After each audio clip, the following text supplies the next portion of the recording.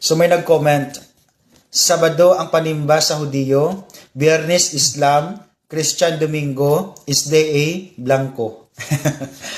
Anyway, kung mo lantawon, hindi na amo ang pangunahon na sang Ginoo. So, buot mo bala ipahangop nga ang Ginoo nagpang-assign, o kay ikaw Hudiyo, ginasaynan ta ka Sabado imo simba. Kay ikaw Islam, ginasaynan ta ka Biyernes imo simba. Kay ikaw Kristiyano, ginasaynan ta ka imo simba Domingo. May amo na bala nga pangunahon na ang Ginoo? May amo na bala nga pagtudlo ang Ginoo dira sa Bible? Wala. Sa Bible, isa lang gid ka adlaw ang ginset sang Ginoo para siya katawhan. Agud matrace up na to from very beginning dira sa Genesis chapter 2 verse 1 up to 3, ikapito ang gin-mention sa Ginoo.